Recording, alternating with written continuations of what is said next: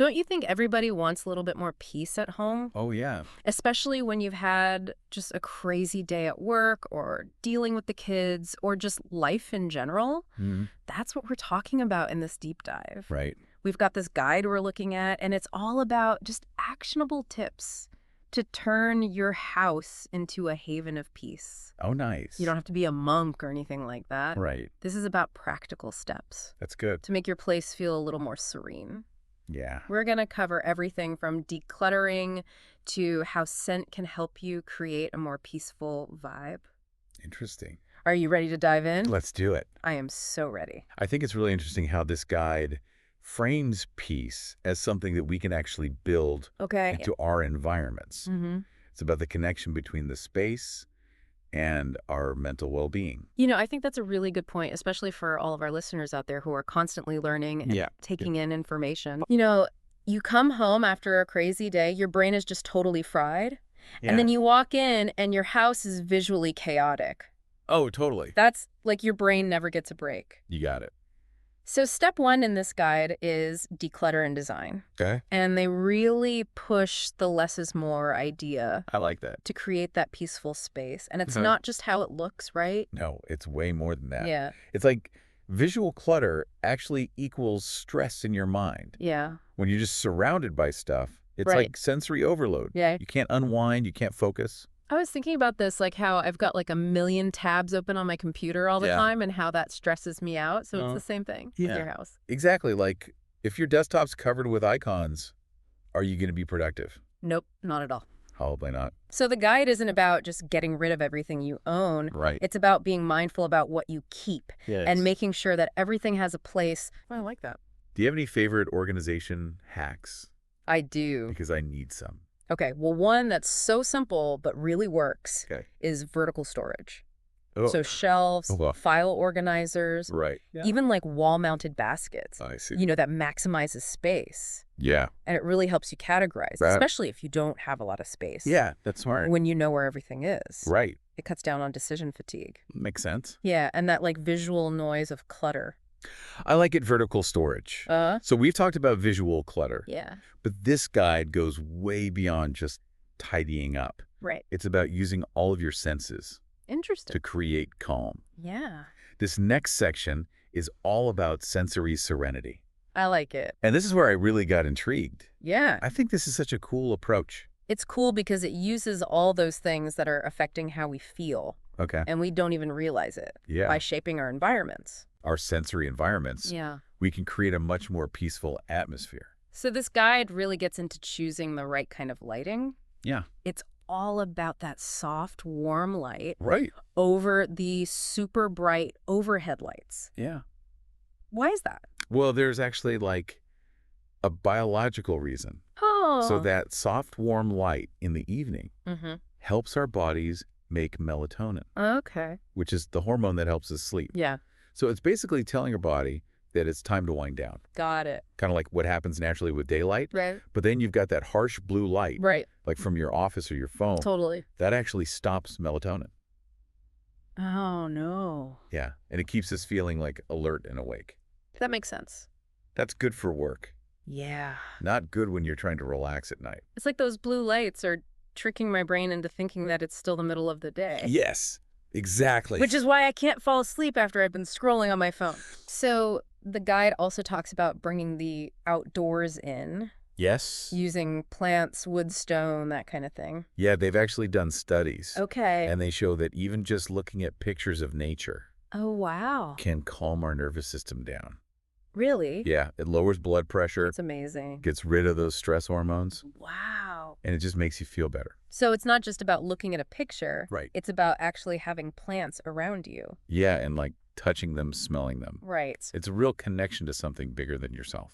That makes sense. It can be really grounding Yeah. and peaceful. There's something about a houseplant Yeah, that just makes a room feel so much more alive. totally. And speaking of our senses, the guide also talks about scents and aromatherapy. Mm-hmm. And you always hear about lavender Right. and chamomile being good for relaxation. Yeah. But are there any scents that maybe our listeners haven't heard of Yes. that can create a really peaceful vibe? So what's really cool is that smell Yeah. is the sense that's tied most to memory and emotion. Oh, wow. It goes right to the limbic system, Okay. which is the part of our brain that handles emotions. Yeah. So scents can like trigger these strong responses, Mm-hmm. and we don't even realize it. Really? So one that I really like is sandalwood. Okay. It's warm and woody. I like sandalwood. It's been used in meditation for a really long time.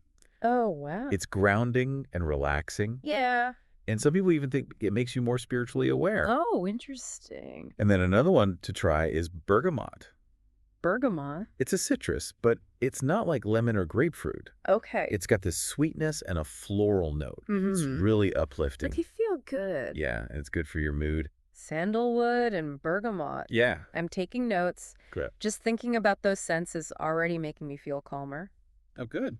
But let's be real. Yeah. Not everybody lives in a quiet little house by themselves. That's true. A lot of our listeners have families or roommates or partners. Lots of people around. Yeah. So how do we create that sense of peace when it's not always quiet?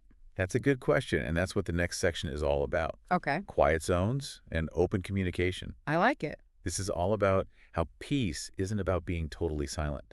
Right. It's like a state of mind that you can create even if there's stuff going on. Yeah. It's about those little pockets of calm within the chaos. Exactly. The guide talks about having certain areas that are just for relaxation. Yeah. Like a reading nook or a meditation corner. That's nice. But what about people who don't have a ton of space? Right. What are some ideas? Well, even if you don't have a whole room, Yeah. you can make a corner of your living room or your bedroom. Okay. Just comfy chair, Right. a little table, Mm-hmm. and a soft blanket. Yeah. It's about making that space feel separate Okay. from all the busy stuff. Makes sense. Yeah. And speaking of boundaries, this guide really talks about communication, not just being nice, Right. but actually how to handle disagreements. Yeah, how to resolve conflict. Do you have any tips for that? I do. Especially when everybody's kind of on edge. So one technique that I think works really well Okay. is active listening. Active listening. It's about really focusing on what the other person's saying, Okay. not just waiting to talk. Yeah. You know, try to see their side, even if you disagree. Uh-huh. And when you do talk, Yeah. start by saying that you understand their feelings. Okay. You know, something like, I hear that you're frustrated about. Right. That can really help to calm things down. Yeah. And you can start to work together to find a solution. I love that. Yeah. It's like you're letting their emotions land softly Exactly. before you try to fix the problem. Exactly. I think so many people are going to find that helpful. I hope so. We've covered so much. I mean, Decluttering scent communication. that's a whole lot. But there's even more to this guide. There is. It talks about stuff that I hadn't even considered Yeah. for creating a peaceful home. Like what? Like positive energy and family time. Oh, yeah, that's a good one. That's next. Okay, let's get into it. I gotta be honest, when I saw this section, I was a little skeptical. Really? I thought it was gonna be all that like fluffy stuff. Like, think happy thoughts and everything will be fine. Right. But this guide actually gets into some real strategies for making your home have better energy. Uh-huh. Like practicing gratitude and being mindful of how you talk to people. Right. Do our words really have that much power? That's a great question. Can just changing how we talk actually make our homes feel different? You know, people who study language and the mind, Okay. they've actually found that our words have a huge impact on how we think, how we feel, even our physical state. I can see that. Yeah. Think about how you feel when somebody's always putting you down. Right. You definitely don't feel good. Yeah, if you're always hearing negative stuff, Mm-hmm. it just wears you down. Right. You get stressed out. Yeah. You can even get headaches or stomach problems. Oh, wow. But then when you're around people who are encouraging and kind, Yeah. it makes you feel better, less stressed, Right. and you just feel good. So it's not just about what we say. Right? It's about how we say it. Exactly. So the words we use at home, Yeah. they really create the mood. They set the tone. Exactly. And they affect how we treat each other. It's like we're creating a whole environment. Totally. Like with our words. Yeah, not just a verbal one, Right. but like a physical one too. Wow. The guide also talks about family time, Yeah. especially eating together. Okay. It says that sitting down for a meal Mm-hmm. helps people bond Mm-hmm. and communicate. Yeah. But cooking after a long day Yeah. can be really stressful. It can be. Any tips for making dinner time less chaotic? Just keep it simple. Okay. It doesn't have to be fancy every night. Easy meals are good, and get everyone involved. Oh, that's a good idea. Even little kids can help. Yeah. Washing veggies, setting the table. I love that. Turns cooking into something fun. Yeah. You do it together. Instead of it being a chore. Exactly. And then when you're at the table, yeah, no phones, no TV. Right. Just focus on each other. That's so important. It is. It's so easy to get caught up in the everyday craziness. I know. And forget to just enjoy those little moments. Right, those connections. The guide also talks about doing activities together, but it's kind of general. Yeah. So for our listeners who are always looking to learn, yeah, what are some specific activities that families can do together? Board games are great. Board games? They're fun. Yeah. And they make you think. And there's just something about sitting around a table together, laughing, having fun. It makes you feel close. It does. As a family. Exactly. I have such great memories of playing games with my family. Oh. And for something more active, Yeah. what about a family nature walk? A nature walk! Get everyone outside moving around, enjoying nature. That's a good one. You can even make it a scavenger hunt. Oh, fun. You know who can find the coolest leaf? Yeah. Or the smoothest stone? I don't like that. It's fun for all the senses. Family nature scavenger hunt. Yeah. It's going on the calendar. Good. Okay, so the next section is about harmony in design. Okay. And I'm a little skeptical about this one. Oh, yeah, why? The guide talks about soft colors. Okay. And having balanced decor. Mm-hmm. But do colors really affect how we feel? They do. Really? Yeah. Is there really a style of decorating that's more peaceful than others? Yes. Okay, tell me more. So, color psychology is a real thing. Okay. Studies show that certain colors make us feel certain ways. Okay. Like blue. Blue is stunning. Yeah. It can lower blood pressure. Oh. And slow your heart rate down. Which is why it's used in hospitals. Exactly. And spas. And green. Right. That's the color of nature. Right. That one makes you feel peaceful and harmonious. I like green. Like you're growing. Yeah. And renewing. So what about design styles? Minimalism. Minimalism? That's the one that's seen as the most peaceful. Okay. Because it's all about being simple and clear and having open space. Right. Less visual clutter. Right. Less stuff. Yeah. Which makes you feel more calm. It makes sense. Yeah. And organized. So are there any colors that people might not expect to be calming? So one that might surprise you is pink. Pink? Yeah. Not like bright pink. Okay. But those soft, muted pinks. Oh, okay. They can actually make you feel really calm. Really? They can even reduce aggression. Oh, wow. And make you feel more tender and compassionate. Huh. Never thought about it that way. And then another one is yellow. Yellow. So bright yellow can make you anxious. Yeah. But if it's a soft, buttery yellow, it can actually be really soothing. Interesting. Like sunshine. Makes you feel happy. Yeah. Warm, optimistic. Okay. I'm adding soft pink to my design vocabulary. Good. The guide also talks about balance in how you arrange your furniture. Yes. And decorations. What are some things to keep in mind? So if we think about feng shui, which is all about the energy in your space, right? You want to create balance and flow. Okay. So avoid sharp corners. Sharp corners. They create tension. Got it.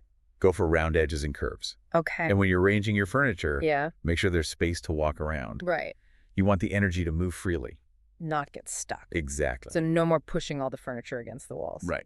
Okay, the last thing in the harmony and design section is routine. Routine. The guide says that doing things consistently helps reduce stress. It does. But how much routine is too much? You don't want to feel like you're in the military. Right. It's all about finding a balance between having structure and being flexible. Yeah, that makes sense. So having a routine for meals, bedtime, waking up, that helps your body know what to expect. Okay. You sleep better. Right. Less stress. Yeah. And you just feel better overall. But you got to be able to go with the flow, too. Exactly. Because life happens. And things change. Yes. And you don't want to feel like your whole day is ruined. Just because something unexpected happened. Right. So it's like having a plan, but being okay with changing it. I like that. This guide also talks about having a healthy environment. Oh, yeah. Which is really interesting. I never really thought about fresh air. Yeah. Being so important. It is. Your peaceful home. It's all connected. Okay. Our mental health, our emotional health, our physical space. Yeah, it all works together. And fresh air is essential. For life. Yeah. It brings in oxygen. Oh, it helps with humidity and gets rid of stale air. Right. Which can have dust and allergens. Gross. And even toxins. Like we're hitting the reset button yes. on the air in our homes. I like that. The guide also talks about self-care. Yes. And how important it is. It's essential. For every member of the family to take care of themselves. It can be hard. Yeah, especially when everybody's busy. Right. But it seems like it's the foundation. It is. For a peaceful home. You know, it's like that saying, put your own oxygen mask on first. Right. You have to take care of yourself before you can take care of anyone else. It's true. If you're exhausted and stressed all the time, right, it's going to be really hard to create a peaceful home. You can't pour from an empty cup. Exactly. Okay, so we've talked about decluttering our senses, communication, family time, making our homes healthy, taking care of ourselves. Wow, that's a lot. It feels like we've covered everything. I think we have. Any big takeaways? The biggest one is that making a peaceful home isn't a one-time thing. Right. It's something you do every day. It's a journey. Yes. Not a destination. You have to be mindful. Okay. And intentional. About creating that calm and connection. In your space. And in yourself. Yes. So true. It's a journey. And this guide has given us a map. It has. To get started. Blank.